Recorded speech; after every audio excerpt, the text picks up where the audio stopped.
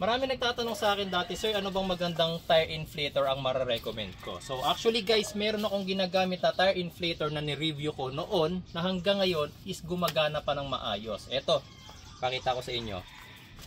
70 MAI or 70 MAI, di ko alam kung anong tawag nila dyan. Tire inflator, ayan, 70 MAI. Okay, so gusto nyo malaman kung gaano nakatagal sa akin to? Actually, ginawan ko siya ng video way back 2020 pa. Ayan, panoorin nyo yung video na yan. Makikita niyo dyan, ginawa ko siya ng review. Honest review yan kasi binili ko to. Binili ko to.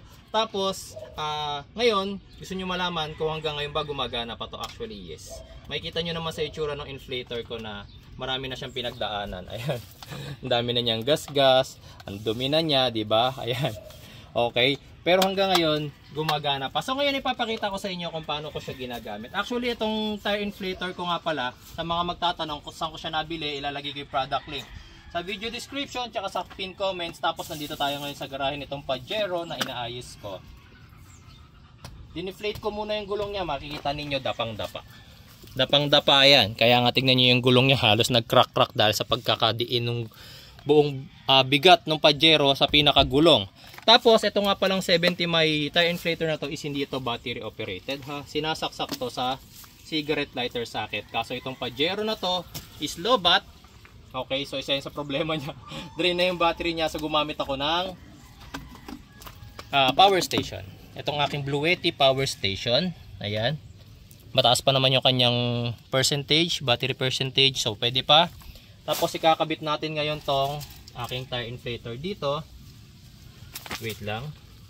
Makikita ninyo 0 PSI na siya. Siya nga pala guys, pwede nyo kasing baguhin yan. KPA, bar, or PSI. So syempre dito sa Pilipinas, PSI ang ating ginagamit. Ito yung adjustment ng kanyang tire pressure. Ayan. So ako 35 PSI lagi ako. Wait lang, bago ko start yan, kukuha lang ako ng cellphone para makita ninyo kung ilang minuto niya kayang i-inflate yung ating gulong. Gagamit tayo ng stopwatch. Wait lang. Okay, mag-stopwatch tayo. Ayan, so naka-reset na siya. Pakita mo na lang din yung gulong. 1, 2, 3, go. Ayan.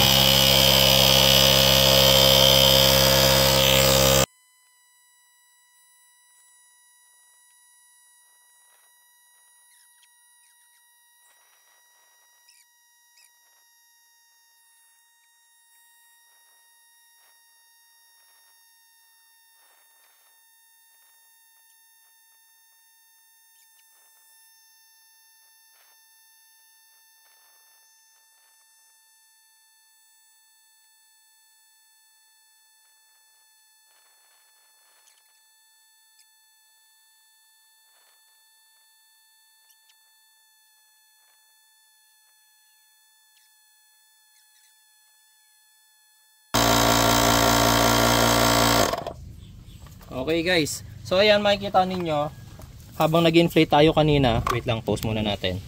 Na-inflate natin ang ating gulong up to 35 PSI. Natapos ang ating oras ng 10 minutes and 49 seconds. Okay, so ganun ka, I don't know kung mabilis na yun para sa inyo kung matagal, pero syempre portable tire inflator ito. Kung napansin nyo kanina na umabot siya sa 37 PSI, nangyayari talaga yun kasi nga syempre hindi naman ito dihugot lang, iniikot yan. So makikita ninyo habang niluluwagan ko, medyo sumisingaw pa siya. So okay lang yun as long as 35 PSI pa rin yung pressure ng ating gulong. Okay, so eto guys, subok ko na. Nakita nyo naman dyan sa video, December 2020 pa yung aking review, 2024 na ngayon. So sa December 2024 is 4 years na siya. Up to now, nagagamit ko pa. So honest review ko to. Sa mga gustong bumili, ilalagay ko na lang yung product link sa video description tsaka sa pin comments. Tapos order na lang po kayo, okay, para malaman nyo rin kung effective to. Pero para sa akin kasi effective. Okay, so maraming salamat guys sa inyong panonood. Sa mga magpapa-review ng product, kung anong gusto nyong i-review ko, i-comment nyo lang dyan sa baba at try natin gawa ng review. Wag lang naman yung sobrang mahal guys, kasi binibili ko rin yung mga nire-review o hindi naman po yan sponsorship eh. Okay, salamat po.